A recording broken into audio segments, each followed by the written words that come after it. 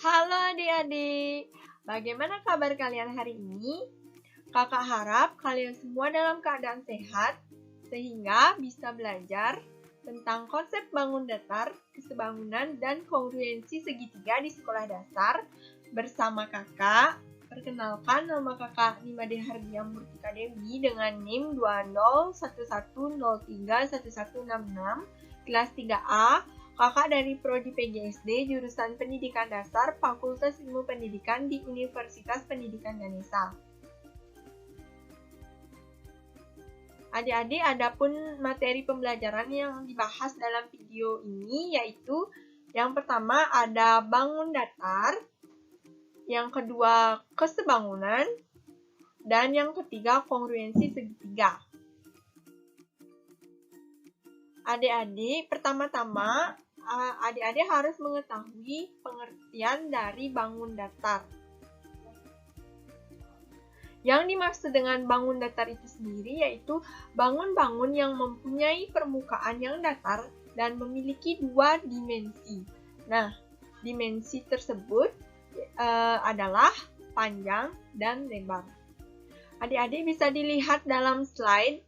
Kakak sudah menyertakan gambar-gambar dari bangun datar. Contohnya itu ada persegi panjang, belah ketupat, persegi, lingkaran, segitiga, jajar genjang, dan trapesium. Yang pertama, kita akan membahas tentang persegi panjang.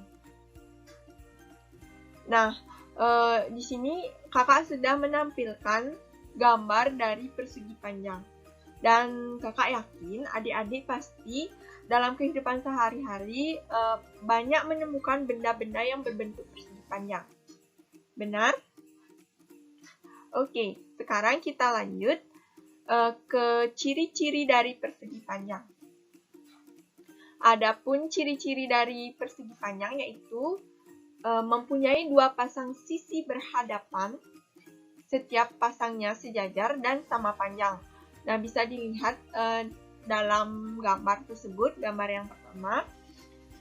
Yang selanjutnya, diagonal-diagonalnya sama panjang dan berpotongan saling membagi dua sama panjang. Nah, bisa dilihat pada gambar di tengah ini. Yang ketiga, ada sudut-sudutnya sama besar. Jadi besar sudutnya itu adalah 90 derajat. Masing-masing sudutnya itu besarnya 90 derajat. Lanjut saja. Adapun seperti yang kakak katakan tadi, contoh benda berbentuk persegi panjang dalam kehidupan sehari-hari. Mungkin adik-adik dapat menyebutkan contoh benda yang berbentuk persegi panjang. Oke, ada papan tulis. Nah, adik-adik benar sekali, papan tulis seperti pada gambar yang kakak tayangkan ini berbentuk persegi panjang. Nah, selanjutnya penggaris. Adik-adik bisa mengamati bentuk dari penggaris adik-adik di rumah. Jadi bentuknya itu adalah persegi panjang. Oke, selanjutnya kita akan membahas tentang persegi. Nah, sama juga dengan persegi, adik-adik pasti sudah banyak menemukan benda-benda yang berbentuk persegi. Seperti pada gambar, kakak sudah menampilkan gambar dari persegi. Kita akan membahas ciri-ciri dari persegi, yaitu memiliki 4 sisi yang sama panjang. Jadi persegi itu memiliki 4 sisi yang sama panjang. Yang selanjutnya, diagonal-diagonalnya itu sama panjang. Keduanya saling berpotongan tegak lurus dan membagi dua sama panjang. Bisa dilihat dalam gambar ya adik-adik. Selanjutnya, diagonal-diagonalnya membagi kedua sudut yang berhadapan menjadi dua sama besar. Nah, memiliki 4 sudut sebesar 90 derajat. Bisa dilihat dalam gambar ya adik-adik. Nah, contoh benda yang berbentuk persegi dalam kehidupan sehari-hari kita banyak sekali ya yang dapat kita temukan. Nah, di sini kakak akan menampilkan contohnya ubin. Adik-adik pasti sudah tahu ya kalau ubin itu berbentuk persegi. Selanjutnya, jam dinding. Nah, seperti pada gambar, jam itu berbentuk persegi. Nah, sekian dari pembahasan tentang persegi. Selanjutnya, kita akan membahas tentang lingkaran. Nah, kakak di sini sedang menampilkan gambar dari lingkaran. Pasti sudah terpikirkan di benak adik-adik kalau lingkaran itu banyak kita temui dalam kehidupan sehari-hari. Adapun ciri-ciri dari lingkaran yaitu memiliki jumlah sudut 180 derajat, memiliki diameter yang membagi lingkaran menjadi dua sisi seimbang, dan memiliki jari-jari yang menghubungkan titik pusat dengan titik busur lingkaran. Jadi, seperti itu ciri-ciri dari lingkaran. Selanjutnya, contoh benda berbentuk lingkaran. Ada uang koin, jadi uang koin itu berbentuk lingkaran. Nah, selain itu juga ada jam dinding. Nah, jam ini berbentuk lingkaran. Kalau tadi jam dindingnya itu berbentuk persegi, dan kalau seperti ini jam dindingnya berbentuk lingkaran. Selanjutnya, kita akan belajar tentang segitiga. Nah, jadi adik-adik banyak sekali ada macam-macam segitiga ya. Ada segitiga siku-siku, segitiga sama sisi, segitiga sama kaki, dan segitiga sembarang. Nah, adapun ciri-ciri dari segitiga, yaitu kalau segitiga siku-siku memiliki 3 buah sisi dan mempunyai 3 buah titik sudut, dengan satu titik sudutnya itu adalah 90 derajat. Selanjutnya, segitiga sama sisi, yaitu memiliki 3 sisi dan 3 sudut yang sama, yaitu 60 derajat. Namanya juga segitiga sama sisi adik-adik, jadi sisi-sisinya itu ukuran sisinya itu sama panjang dan sudutnya juga sama besar. Selanjutnya ada segitiga sama kaki, di mana segitiga sama kaki itu memiliki 3 sisi dan 2 sisinya memiliki panjang yang sama. Selanjutnya adalah segitiga sembarang, di mana segitiga sembarang ini memiliki semua sisi dan sudut dengan ukuran yang berbeda. Selanjutnya, adapun contoh dalam kehidupan sehari-hari kita yang benda-benda yang berbentuk segitiga ya adik-adik. Kalian sudah pasti terbayang. Nah, ada penggaris. Penggaris seperti di slide ini berbentuk segitiga. Selanjutnya, ada potongan pizza. Nah, adik-adik pasti pernah memotong pizza berbentuk segitiga seperti gambar. Selanjutnya kita belajar tentang trapesium. Kakak sudah menampilkan gambar dari trapesium. Nah, adik-adik pasti sudah terbayang benda-benda yang ada di sekitar kita yang berbentuk trapesium seperti pada gambar. Ciri-ciri dari trapesium yaitu memiliki 4 sisi dengan 2 sisi yang sejajar. Memiliki 4 sudut dengan jumlah 2 sudut yang berdekatan adalah 180 derajat. Trapesium sama kaki memiliki panjang kaki-kaki yang sama. Nah, adapun contoh benda berbentuk trapesium. Di sini kakak mengambil contoh tas. Tas seperti yang ada pada gambar ini bisa dilihat ya, itu menyerupai trapesium. Selain itu, adik-adik juga dapat melihat sekitaran kita seperti atap rumah.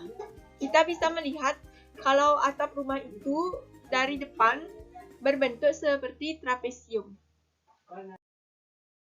Selanjutnya, kita akan belajar tentang jajar genjang. Di sini kakak sudah menampilkan gambar dari jajar genjang. Nah, adik-adik pasti sudah memikirkan benda-benda apa saja sih yang berbentuk jajar genjang dalam kehidupan sehari-hari kita. Untuk itu, kita akan menyebutkan ciri-ciri dari jajar genjang. Adapun ciri-cirinya yaitu mempunyai dua pasang sisi berhadapan yang setiap pasangnya sejajar dan sama panjang. Selanjutnya, sudut-sudut yang berhadapan sama besar dan diagonal-diagonalnya berpotongan saling membagi dua sama panjang. Contoh benda berbentuk jajar genjang yaitu penghapus seperti pada gambar di sini. Bisa dilihat dari bagaimana cara kita melihat penghapus itu. Kalau dari gambar di sini bentuknya itu menyerupai jajar genjang. Selanjutnya kita akan belajar tentang belah ketupat. Nah, gambar dari belah ketupat itu seperti pada gambar, seperti pada slide. Jadi adik-adik pasti sudah memiliki bayangan tentang belah ketupat. Adapun ciri-ciri dari belah ketupat yaitu memiliki 4 sisi yang sama panjang, di mana sisi yang berlawanan sejajar. Nah, garis diagonal membelah belah ketupat dengan sudut siku-siku. Seperti pada gambar bisa dilihat ya adik-adik. Selanjutnya, jumlah dua sudut yang berdekatan yaitu 180 derajat. Nah, adapun contoh benda yang berbentuk belah ketupat yaitu di sini kakak menampilkan ketupat. Bisa dilihat ya adik-adik bentuknya itu menyerupai belah ketupat. Selanjutnya ada taplak meja yang berbentuk belah ketupat seperti pada gambar. Nah, selanjutnya kita akan belajar topik yang kedua yaitu tentang kesebangunan. Adik-adik harus mengetahui apa sih itu kesebangunan. Jadi kesebangunan itu yaitu hubungan dua buah bangun datar atau lebih yang sudut-sudutnya itu bersesuaian sama besar dan panjang sisi-sisi sudut yang bersesuaian memiliki perbandingan yang sama. Nah, dengan kata lain, dalam hubungan kesebangunan ini, ukuran dua buah bangun tidak harus sama. Namun, besar sudut yang bersesuaian haruslah sama. Nah, kesebangunan dinotasikan dengan lambang seperti ini ya, seperti pada slide adik-adik.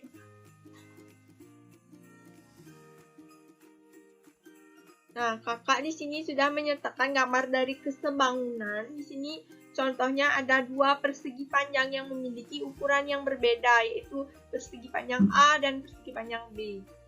Langsung saja ke penjelasannya. Persegi panjang ABCD dan persegi panjang EFGH memiliki perbandingan panjang yaitu 4/8 atau bisa disederhanakan menjadi 1/2. Selanjutnya perbandingan lebarnya yaitu 2/4. Jadi bisa disederhanakan menjadi 1/2. Nah, dengan demikian, perbandingan sisi-sisi yang bersesuaian pada kedua persegi panjang tersebut dapat dinyatakan sebagai berikut.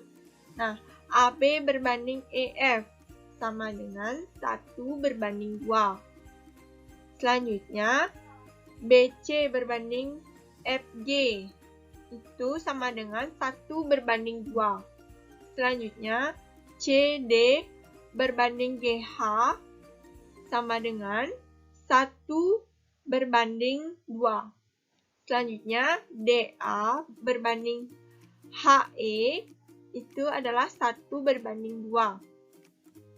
Nah, kemudian jika diperhatikan sudut-sudut yang bersesuaian pada persegi panjang ABCD dan persegi panjang EFGH. Oleh karena keduanya berbentuk persegi panjang, jadi setiap sudut besarnya itu adalah 90 derajat. Sehingga sudut-sudut yang bersesuaian pada kedua bangun tersebut sama besarnya. Nah, artinya kedua persegi panjang tersebut memiliki sisi-sisi yang bersesuaian dan sebanding, sedangkan sudut-sudut yang bersesuaian sama besar. Oleh karena itu, persegi panjang ABCD dan persegi panjang EFGH dikatakan sebangun. Jadi, sekian dari materi kesebangunan. Selanjutnya, kita ke kongruensi segitiga. Adapun pengertian kongruensi segitiga yaitu dimulai dari kata kongruen. Nah, di dalam matematika seringkali diartikan sebagai sama bentuk dan sama besarnya.